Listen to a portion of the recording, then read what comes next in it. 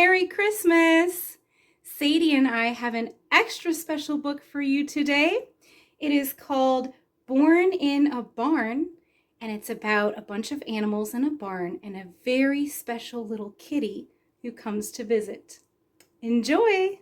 Born in a Barn by Georgia Kohart, illustrated by Norma Thomas Herr. To all the animal friends in our lives who have so much to tell us if we will only listen. Georgia. Born in a Barn. Ginny the dove sidestepped across the perch and nudged her mate.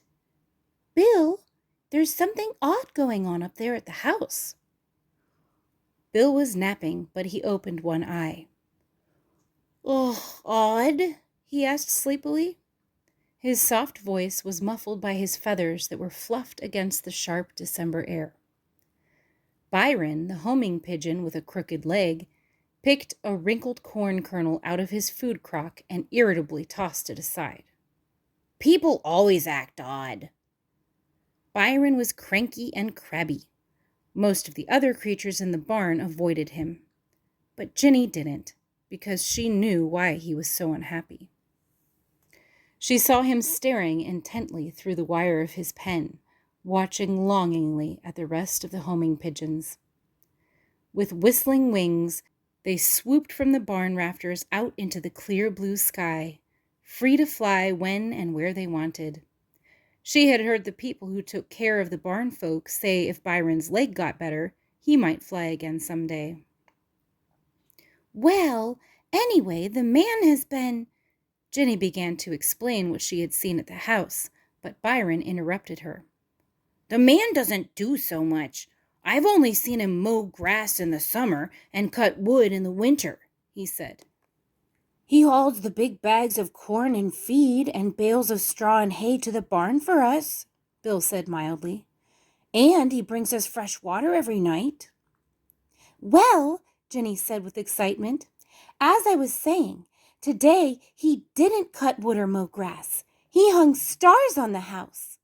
Stars? Byron snorted. People can't catch the stars. They can't even fly up onto the roof like pigeons. He stuck out his twisted leg and glared at it. Most pigeons, that is. Byron might be right about that, Bill said, snuggling closer to Ginny. How could people bring stars down from the sky? Stay awake tonight and you'll see. When the sun goes down and it grows dark, stars will shine all around the house.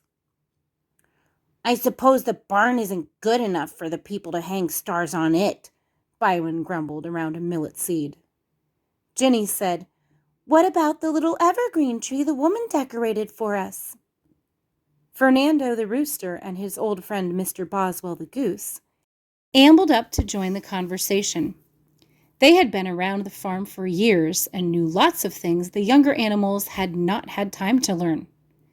Mr. Boswell had a soldierly look about him and stood straight and proud even at his advanced age.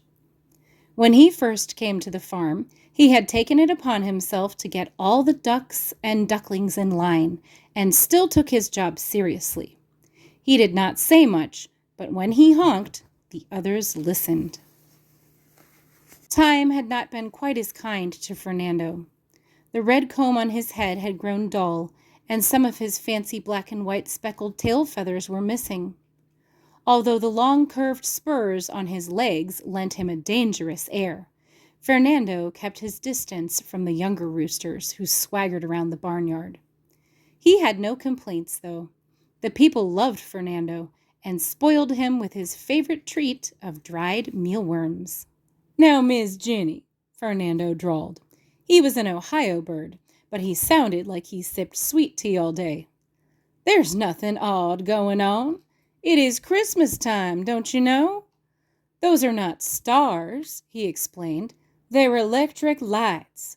It's a celebration. A wingding, as it were.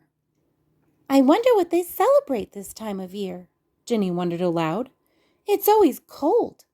The people come down in the morning and evening to bring us fresh water, but it freezes by morning. It's hard to get our daily baths, and my feathers look it.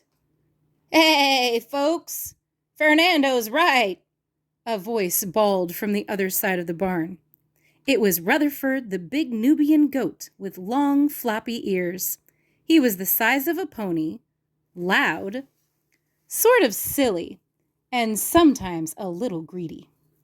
Every night he cried, "Ma! Ma!" for his supper and budged in front of the other goats. His friends in the barn still liked him, though, because he always said things to make them laugh. "It's a big party up there at the house this time of year," Rutherford hollered. "The people play music and sing, and best of all, have lots of good things to eat." "Why?" Ginny asked. "I don't know," Rutherford answered as he munched a mouthful of hay. "Boy, I love those leftovers, though," he said dreamily. Ginny closed her eyes for an afternoon nap, dozed, and dreamed of stars. A few hours later, the skies darkened and snowflakes began to tumble from heavy gray clouds. When night came, the snow fell harder, and just as Ginny had predicted, stars began to glow and twinkle on the house. "See? Look, stars!" she exclaimed. Fat snowflakes were still falling when the people came to the barn for feeding time. They laughed as they brushed the snow from their hats and stomped it from their boots. Together, they carried a big basket filled with special things for all the animals to eat. A can of food for Miss Kitty, the yellow-striped barn cat, carrots and lettuce for the rabbits, little bits of broken cookies for the goats, and grains and mealworms for the hens and roosters, ducks, pigeons, doves, and Mr. Boswell. The woman put out a pan of warm water for the birds, and they flocked to it to dabble and drink. When she opened the door to Byron's pen, he scuttled into a corner and scowled at her. Yet she still put treats in his dish and gently spoke kind words to him. Even though it was cold, the people didn't hurry through their chores. They often stopped working to stand in the wide doorway and hold their faces up to the sky. They smiled a lot and laughed at their two dogs as they romped in the snow and barked with excitement. Across the barnyard, stars twinkled merrily on the house.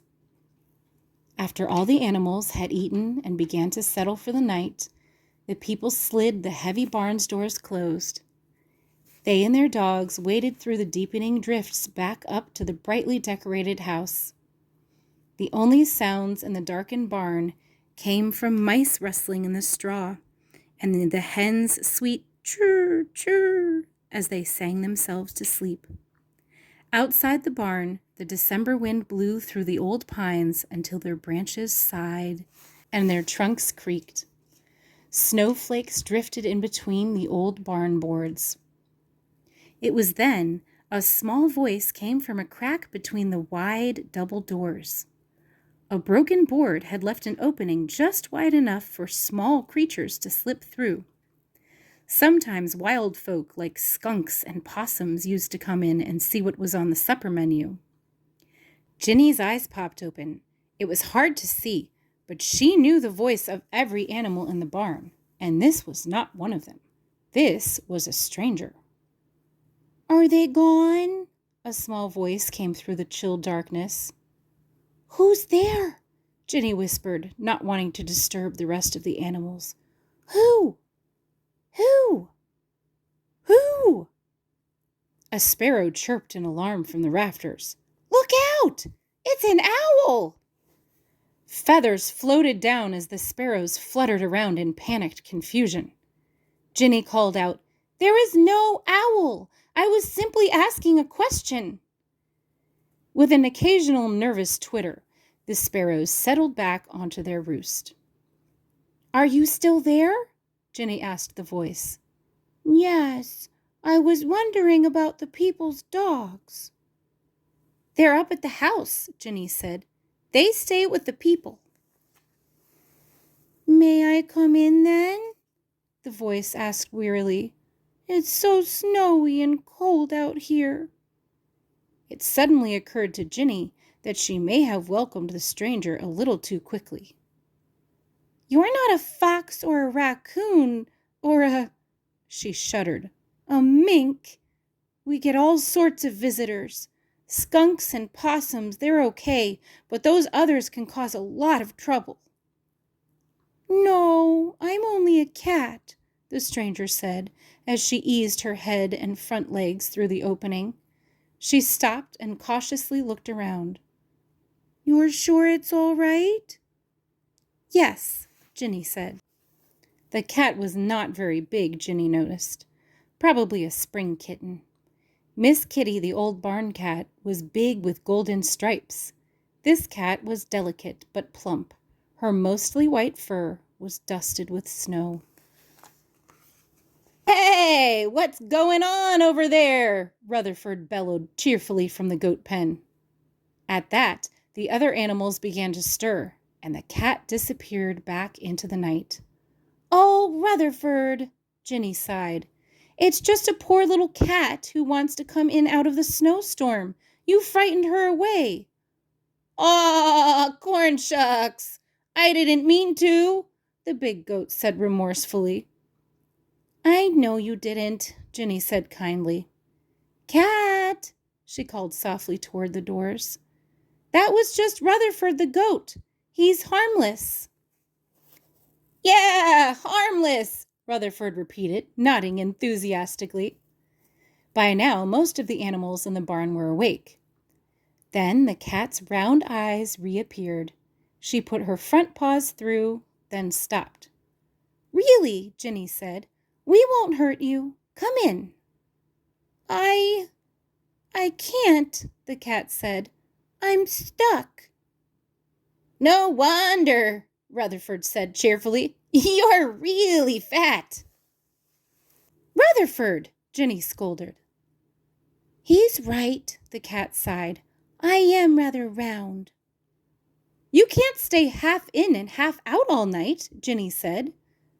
She makes a great draft stopper, said Byron dryly, watching from his perch. Byron, you're as bad as Rutherford, Ginny said. Heavens to hollyhocks, Honey Bunch the rabbit said. Fat? That cat's about to become a mother. Come on over here, dear. I have a nest box you may use. The cat finally squeezed through and wearily climbed into Honey Bunch's wooden box. Byron glared down at the shivering animal. Just what we need is a bunch of kittens running around. Why doesn't she go up to the house? Cats live in luxury up there. Never have to set a paw outside. There isn't any room, Bill said. I heard the man say that if one more cat came in the back door, he was going out the front. I say, Fernando observed as he strolled over to check out the newcomer, that nest doesn't look very comfortable. Mr. Boswell, who was leaning over Fernando's shoulder, nodded in agreement. It's fine, the cat said, daintily picking a snowball from between her toe pads. The hens clucked amongst themselves. Nest? Do you call that a nest? Why, there's nothing to protect her eggs. They'll crack. And how will she ever keep them warm? Rutherford, Amelia the speckled hen with the most common sense said, you have hay left over from supper. Bring it over here, she ordered. She can make herself a proper nest with it. People, he grumbled as he turned his back to the brightness gleaming through the window. Wish they'd remember to turn off those electric stars. Even barn folk need their sleep. Except this starlight was so much brighter than the people lights. It came from a real star gleaming in the eastern sky. It lit the night, pouring a radiance so pure over the frozen fields and stark woods and into the barn that soon the other animals awakened. They murmured to each other in wonder. Even Byron had to turn back to sneak another look. Down in the nest box, something moved in the hay. Byron hobbled to the end of his perch and peered down. The little cat was curled around a single tiny kitten, purring contentedly as her baby nursed, its pink paws pushing industriously. "Well, I'll be," Byron said. "Would you look at that?" The cat smiled. "Isn't he wonderful? You're the first to see him, so I'll name him after you." "Why, I'll be," the pigeon stammered, his breast feathers puffing with pride. "Except two of you may be confusing," the cat mused. "What is your name?" "Byron," he said shyly. "Then his name shall be Byron too," she said. "We'll call him Junior to avoid any confusion." Byron hopped around excitedly, forgetting about his bad leg. He called out, "Attention, everyone! We have a new baby born in our barn, and he swiped at his eyes and cleared his throat. "His name is Byron, after me." He looked down at the new cat, and she nodded kindly. "But we're going to call him Junior," he added proudly. Everyone softly offered congratulations so as not to disturb the newborn kitten. Byron grinned and strutted up and down his perch as if he were personally responsible for the miracle of the new little life. Suddenly, he stopped and turned to the small white cat. "But what is your name?" he asked. "My name? Why, it's Mary." Byron beamed at her with a smile brighter than any star. "Mary." He looked around at all his friends as they murmured among themselves at the wonders that had unfolded that night. "You and Junior are really going to like it here. Everyone is welcome in the old red barn." The end.